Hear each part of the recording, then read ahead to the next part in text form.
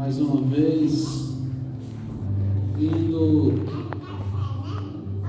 a Batista Veneza, uma igreja onde a gente observa e verdadeiramente Deus é com ela, né? Deus é fiel. Gostaria de convidar então os irmãos a abrir a sua Bíblia, o livro segundo escreveu Mateus, traz como título a oração do Pai Nosso.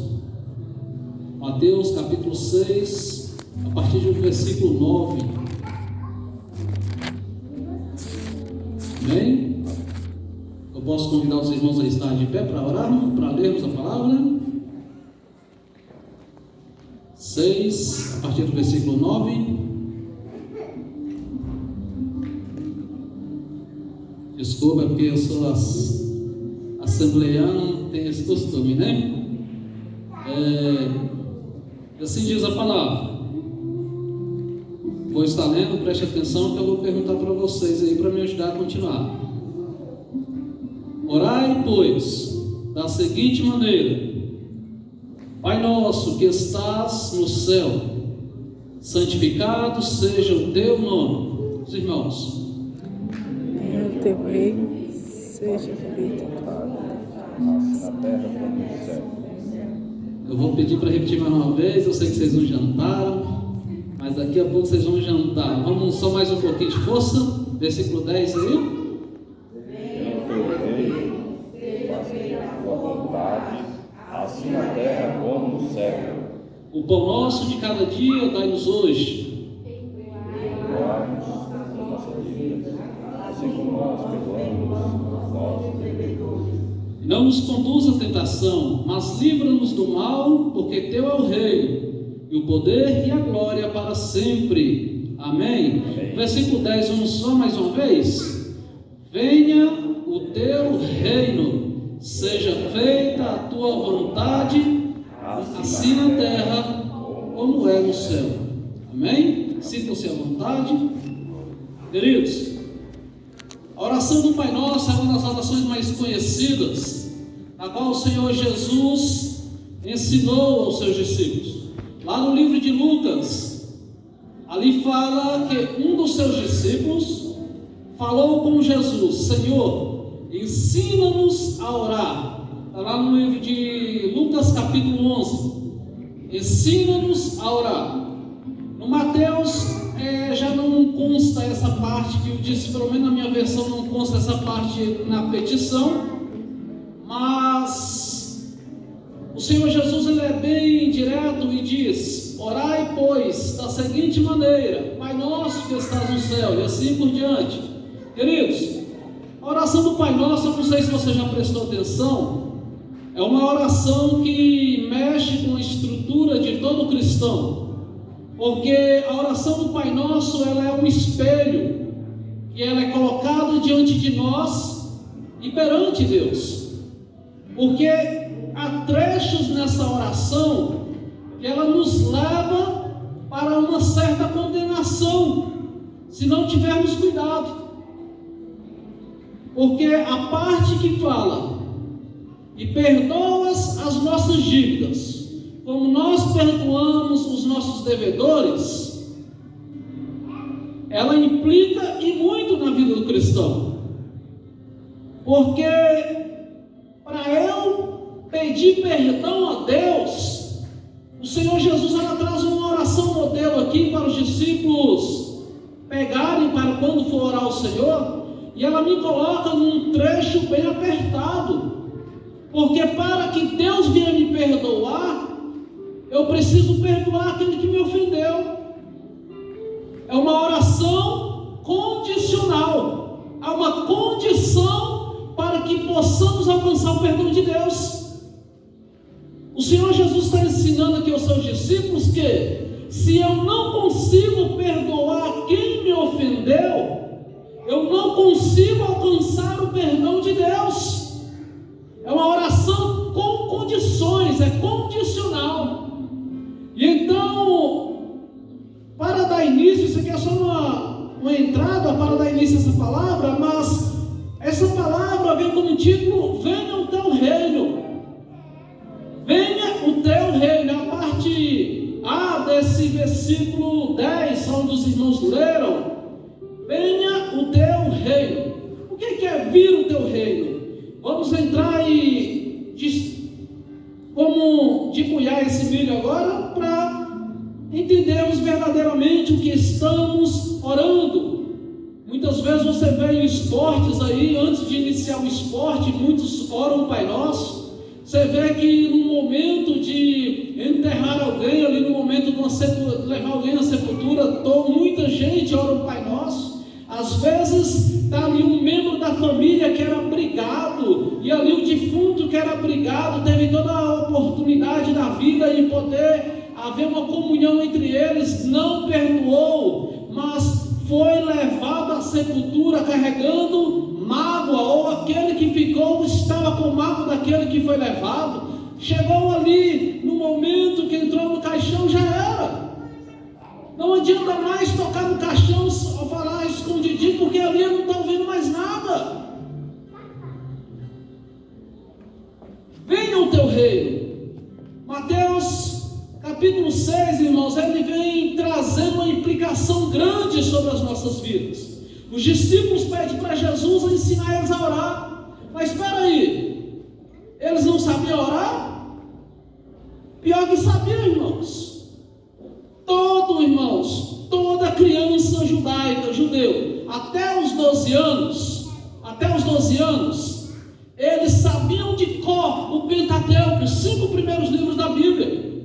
Quando você abre o livro de Lucas, os evangelhos, você vai ver que Jesus estava com os senhores debatendo acerca do reino. Muita gente não entenderam e não pegaram isso, mas era exatamente isso. Ele estava passando ali por um momento de questionamento junto com ali a liderança judaica, a ponto que o livro de Lucas declara que a criança crescia em crescimento, crescia em conhecimento, aonde ele estava ali debatendo com os doutores da lei, com os doutores da sinagoga, acerca do reino de Deus. E ali Jesus passa meio que uma espécie de uma prova.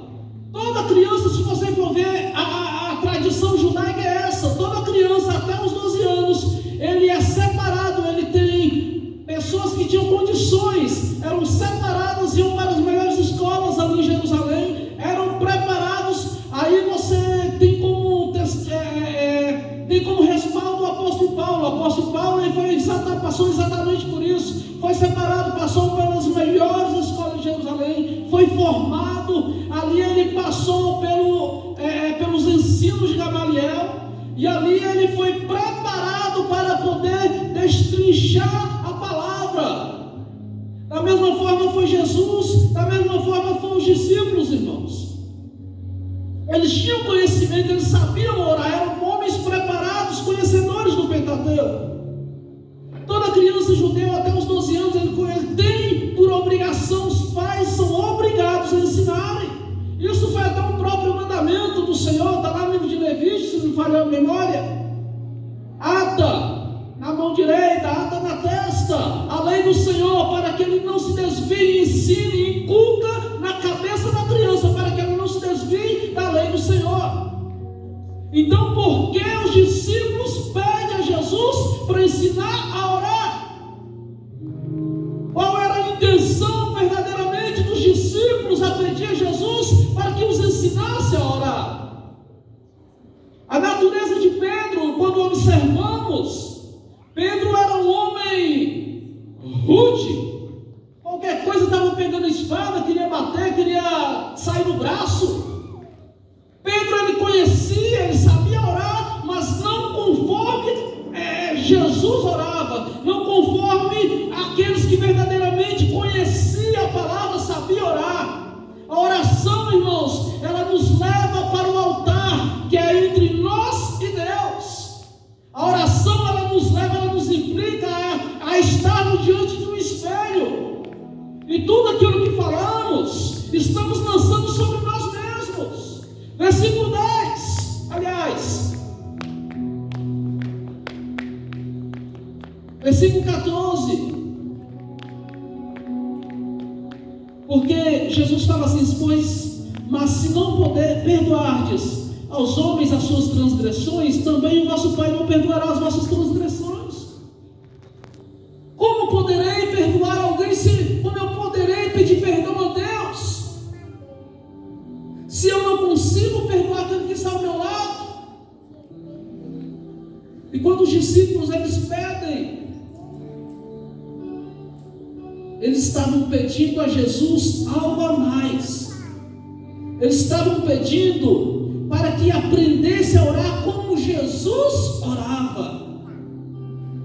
E Jesus ele não orava de qualquer maneira. Se você for ver as orações do Senhor Jesus, irmãos, principalmente João 17, do versículo 1 ao 26, é uma das orações mais lindas que o Senhor Jesus faz. É uma oração que demonstra autoridade, uma oração que demonstrava justiça, na sua própria oração a justiça, na sua própria oração a intimidade, na sua própria oração a verdadeiramente quebrantamento, a uma demonstração de intimidade. A demonstração de intimidade reflete naquilo que ele vive. Era uma intimidade, era um relacionamento constante com Deus. E os discípulos, ao olhar para Jesus, eles viram que tinha algo diferente. A maneira que ele falava era diferente, a maneira que ele orava era diferente, a maneira que ele se importava era diferente. Poder é bom, chama atenção e nós nos sentimos, mas relacionamento, ela traz a presença do Pai para as nossas vidas, e a presença de Deus, ela surge muito efeito onde estamos. Não adianta uma igreja cheia de poder e sem a presença de Deus. Quando você deve ler os livros, as cartas 1 e 2 Coríntios, você vai ver que é uma igreja cheia de dons, rica de dons, mas a presença de Deus estava distante. Eram homens brigando com outros, era um querendo profetizar na frente do outro.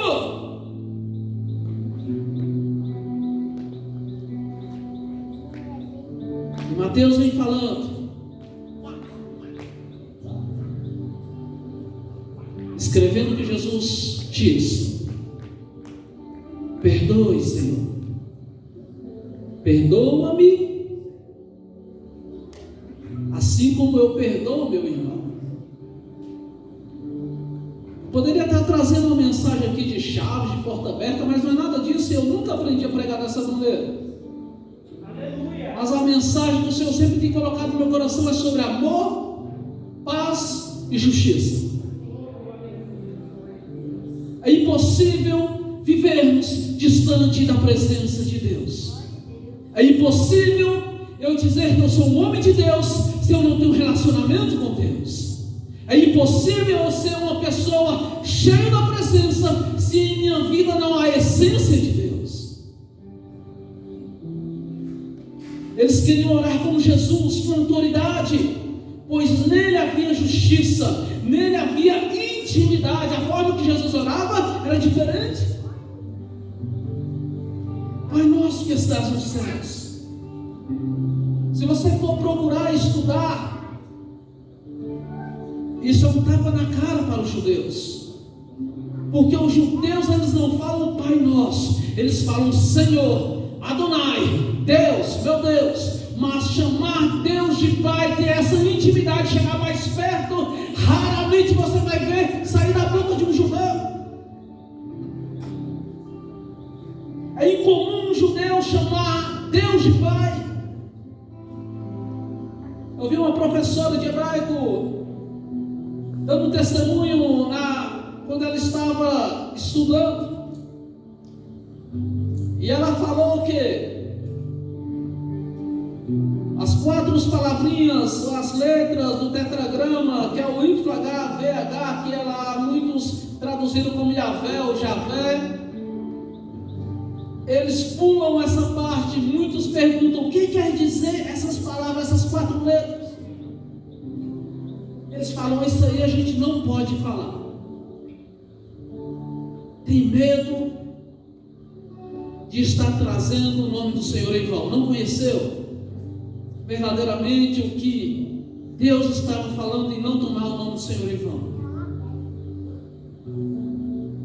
E essas letras do tetragrama, que são essas 4 consoantes, elas compõem o nome de Deus. Em hebraico, apontam que, ao invés de eles usarem, trazer verdadeiramente, tentar trazer o significado do que diz lá, simplesmente mudam para a palavra Adonai e o Eterno. Louvado seja o Eterno, louvado seja Adonai. Tem pessoas que têm medo de Deus. Tem pessoas que querem viver um evangelho com medo de Deus. Tem pessoas que querem estar na igreja porque tem medo de Deus.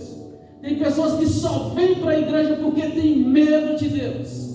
Tem pessoas que somente evangelizam porque tem medo de Deus. Deus nunca chamou ninguém para andar com medo em sua presença, mas Deus, Ele convida todos os dias para que você venha em paz, tenha o prazer de conhecer a Deus, saber quem é Deus e viver em sua presença. Aleluia. Deus, Ele nunca te chamou para viver com medo em sua presença, mas Ele te chama para você viver o melhor de Deus, viver a melhor experiência que Ele possa te proporcionar. Ei, Deus, Ele não chama ninguém para andar com medo. Deus, Ele chama todos para ter prazer em tua presença, conhecer verdadeiramente o Evangelho, porque o Evangelho, ele não traz medo. O Evangelho, ele traz consciência e mudança de estado, mudança de modo de viver, mudança de pensamento, uma transformação do velho homem. O velho homem agora morre, então agora vem um novo homem, que é a nova natureza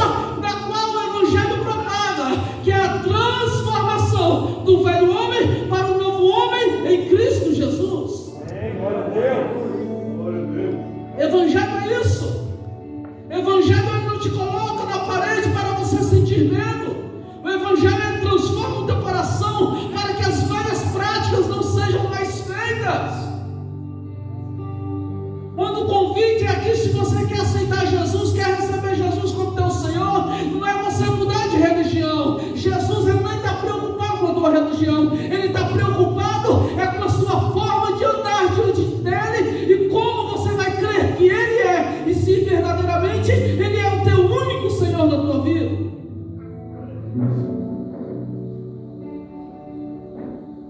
Venha o teu reino.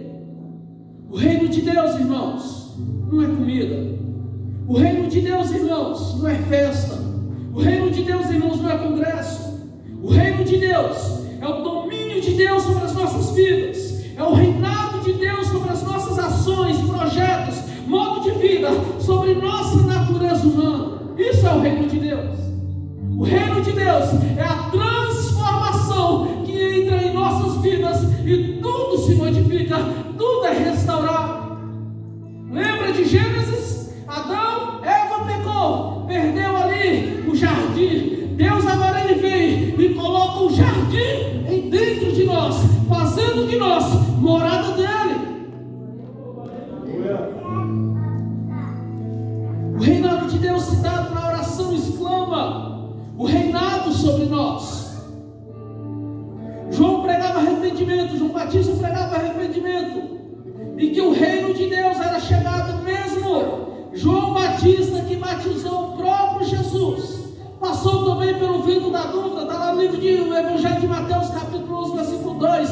Ele manda os discípulos ir até Jesus e falar o seguinte, fazer a pequena pergunta: ei, é verdadeiramente você aquele que deveria vir, aquele que havia vir? O próprio João Batista, que deitou Jesus ali nas águas, trazendo-o de novo na simbologia do batismo, agora lança-lhe uma pergunta: é você mesmo aquele que iria vir? Sabe qual é o problema de nossas vidas, irmãos? Nós somos cristãos, viemos para a igreja segunda a segunda, muitas vezes voltamos, mas há muitos ventos quando sopram em nossas vidas, esquecemos de confiar em Deus, de lembrarmos de quem pertencemos e para onde iremos. Ei, sabe o que o Evangelho está falando aqui? É que muitas vezes somos encarados, batemos de frente com os ventos, mas é necessário lembrarmos de que povo somos, de que reinos pertencemos e de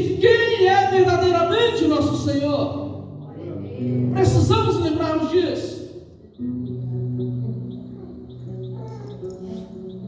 Isaías 61, versículo 1, é profetizado sobre a vinda do rei, e que o Messias viria, e muita gente não entendeu, e esperam até hoje o reinado de Jesus, a vinda do Messias. Principalmente os israelitas até hoje esperam a vinda do Messias, não creem que Jesus é o Messias. Se você for fazer um estudo aí na tua casa, no YouTube, se você perguntar, lá você vai ver uma reportagem perguntando para vários israelitas quem é Jesus para eles. Uns falam que é um primo, outros falam que é um amaldiçoado, que foi um que fez certas obras, que foi outro que foi simplesmente um profeta, e muitos não creem que Jesus verdadeiramente é o Messias. Tem muitos que até lançam objetos para poder agredir aquele que está perguntando, mas eu quero te dizer, irmãos, Jesus continua sendo o mesmo. É Ele o Messias que veio através de Maria, da Virgem, para trazer redenção para a humanidade. Jesus continua sendo o mesmo que foi levado à cruz, ao madeiro, e lá inspirou, lá deu seu último fôlego de vida, para que gerasse remissão de pecados para todos quanto crescem que Ele era o Filho de Deus. O reino de Deus está dentro de nós. Não pense você que o reino de Deus é a placa Igreja Batista Ebenezer. Não pense de Deus que o reino de Deus é a Assembleia de Deus, Ministério Madureira, Ministério e assim por diante. Não pense você que o reino de Deus é a Igreja Universal. Não pense você que o reino de Deus é placas, é muros, é prédios, é templos, é nada disso, irmãos. O reino de Deus é verdadeiramente a soberania, a vontade de Deus que habita dentro de mim e de você. Ei, a Bíblia fala que Deus ele nos marcou com um selo chamado Espírito Santo, e quando Ele surgir, quando Ele vier sobre as nuvens, Ele vai arrebatar o povo para si, Ele vai arrancar o povo dessa terra, Ele vai trazer uma transformação sobre a vida do seu povo. Aleluia. O reino de Deus nunca foi placa de igreja. O reino de Deus nunca foi templos. O reino de Deus é paz, é alegria, é amor, é alegria do Espírito Santo, é justiça. O reino de Deus, segundo o apóstolo Paulo, no livro de Romanos, capítulo 14, versículo 17, ele descreve que o reino de Deus é justiça, é paz, é alegria no Espírito Santo. O reino de Deus, irmãos, é maior que a religião. Tem muitos que pregam aí: se não, você não vier para a nossa igreja, você não vai ser salvo. Tenho até dó dessas pessoas, porque o reino de Deus é muito superior que isso. O reino de Deus, irmãos, está vivo em nós, dentro de nós, não está em placas. Ei, lembre-se disso. O céu não tem placas. No céu não existe placas. Quando você adentrar, a Bíblia me ensina que lá no céu há um portal, há um portão que você vai adentrar. A Bíblia me ensina que lá é ruas de ouro, que a Bíblia me ensina que lá não existe sol, é a glória de Deus que clareia.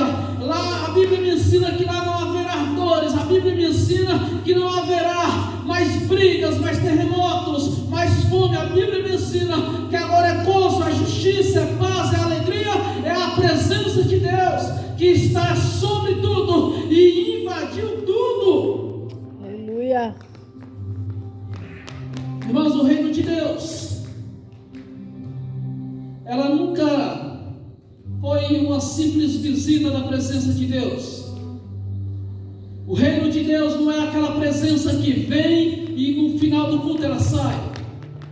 O reino de Deus não é quando você está na cama e está precisando de algo de Deus, Deus vem, te visita e te cura e ela sai. Não. O reino de Deus nunca foi cura. O O reino de Deus nunca foi simplesmente um momento. O reino de Deus, irmão, ele é constante dentro de nós. Ele é constante, é uma presença constante, é uma vontade soberana dele, constante em nós. O reino de Deus, irmãos,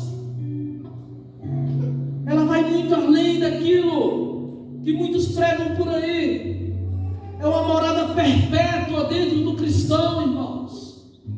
O reino de Deus, ela é uma morada perpétua. A presença de Deus, irmãos, ela é necessária na vida do cristão. É a presença de Deus que nos constrange, é a presença de Deus que nos confronta, é a presença de Deus que revela verdadeiramente a nossa intimidade com Ele. Tudo é a presença, é através da presença dEle. Tem muitos que é cheio do poder, mas é fraco da presença. Você vai conversar, sapateia ali, aquela bênção, cheio do poder, mas muitas vezes, até quando sai da porta para fora, não tem presença, só foi aquele momento, é poder e pronto. Pois o reino de Deus não é nada disso, e a vontade de Deus é que sejamos e vamos muito além disso. Esse reino, irmãos, ele é oferecido gratuitamente através do ato que Jesus fez lá no madeiro. Este reino, irmãos, foi alcançado por Cristo Jesus. Aos Gálatas Paulo escreve, aos Romanos Paulo escreve, aos Tessalonicenses Paulo escreve, aos Coríntios Paulo escreve que a salvação ela é alcançada através da fé, não é por aquilo que você faz. Tudo quanto você faz, você não tem capacidade de alcançar salvação. Você não consegue comprar salvação, porque a salvação de Deus ela não é vendida, a salvação de Deus ela não é trocada. A salvação de Deus, irmãos, para com a humanidade, ela não é um produto de troca. A salvação foi alcançada por Jesus quando foi elevado ao madeiro. A graça, isso se chama graça. A salvação é dada por graça, e foi através da graça que a salvação foi alcançada, irmãos. Ei, o reino de Deus ela é alcançado através da salvação. Acredite, Jesus ele conquistou e selou na cruz do Calvário, inspirando seu último fôlego por causa da minha e da tua vida. Ele se entregou, ele se derramou. A Bíblia fala que as suas mãos derramou o seu último fôlego de vida, a sua última gota de sangue, derramou por causa da minha e da tua vida. Isso é graça. Graça é um favor imerecível. Não era por meu merecer, não era pelo teu merecer, mas foi por causa da obra redentora dele. O livro de Romanos diz que agora não há culpa, agora não há condenação para os que estão em Cristo Jesus. Sabe o que é isso? Isso é reino de Deus. O reino de Deus não deixa ser lançado sobre a tua vida culpa, porque as nossas culpas e enfermidades foram lançadas sobre ele. Profetizou Isaías. Ei, sabe quem levou Jesus ao madeiro? Foi o próprio Deus. No livro de Isaías, capítulo 53, ali diz que ao Pai agradou moê-lo, a Deus agradou moer Jesus, fazer com que as nossas enfermidades, os nossos pecados fossem lançados sobre ele, e ele sentisse até o último fôlego por causa da minha e da tua culpa. A minha e a tua culpa estava sobre ele. Ele expirou, ele gemeu, ele sentiu na pele, ele, irmãos, gemeu até o fim, sustentou até o fim por causa da minha e da tua vida. Isso se chama graça, irmãos. Foi por causa da graça que ele sustentou, foi por causa do amor ao Pai. Ele sustentou. A sua própria oração declara: Pai, não seja a minha, mas a tua vontade. Sabe o que é que Jesus falou? Este cálice é muito doloroso, mas se é da tua vontade, irei até o fim. Sabe o que é isso, irmãos? Isso é o reino de Deus. Quando o reino de Deus está sobre nós, irmãos, não vale mais a minha e nem a tua vontade, é a vontade do Pai que prevalece, e precisamos ir novo, quer desistir do caminho, lembre-se, ei, Jesus foi até o fim por sua causa, por minha causa. Ele não parou no caminho, mas foi até o fim. Sabe o que é que Jesus está pregando aqui? Por tua causa eu sustentei as tuas dores, os teus pecados, as tuas enfermidades, tudo carreguei sobre mim. Será que não vale sustentar mais um pouquinho? Será que não vale a pena segurar mais um pouquinho? Irmãos, os tempos estão declarando, Jesus está voltando, os tempos, os rumores, as guerras, tudo está se alastrando, tudo está avisando que Jesus está voltando, Jesus está às portas, Ele vem por mim e por tua causa. Ele deixou sobre esta terra uma igreja para que creia que Ele é o Senhor. Não somente creia, mas que propague que Ele é o Senhor, que propague que Ele está voltando. Precisamos entender, compreender que o Evangelho não é para lermos e aprendermos e guardá-los, mas o Evangelho é para lermos, aprendermos e anunciar que Ele vive, Ele vive, Ele vive e em breve voltará. Sabe o que Jesus está falando? Eu conto com você, eu conto com você. Anuncia a minha palavra, anuncia o meu Evangelho. É através da tua boca que o meu Evangelho será proclamado, será anunciado. É através da tua vida que o meu Evangelho será anunciado. Através dos teus vizinhos, da escola, do teu trabalho. Anuncia a palavra, anuncia a vida de Cristo. Ele está voltando. Depende de você, depende de você, para que o teu vizinho seja alcançado, para que os teus amigos sejam alcançados. Jesus não voltará novamente a ser elevado à cruz. Isso foi uma única vez. O próprio apóstolo Paulo testifica que não haverá mais sacrifício. O sacrifício foi único. Jesus foi levado ao madeiro. É necessário que possamos anunciar, é necessário que possamos proclamar: a vinda do Rei está próxima. É necessário anunciarmos que o reino de Cristo está vindo, o reino de Deus está às portas. Depende da minha e da tua vida, para que estes saibam que Ele vive, Ele ressuscitou e em breve Ele virá. Aleluia. Jesus vem. Para terminar, precisamos, igrejas do Senhor, ser verdadeiramente a expressão do amor, ser verdadeiramente a expressão da justiça, ser verdadeiramente a expressão da misericórdia de Deus sobre esta terra.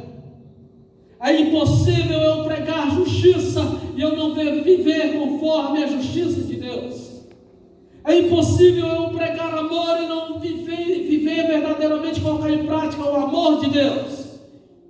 É impossível eu orar por aquele que está caído, pedindo a Deus misericórdia, se eu não for misericórdia na vida daquele homem. Precisamos aprender a parar o carro, abrir a porta do carro e poder abraçar e levantar aquele que está caído no caminho. É necessário e é preciso retirar nossos ternos para poder embrulhar aquele que está com frio. É preciso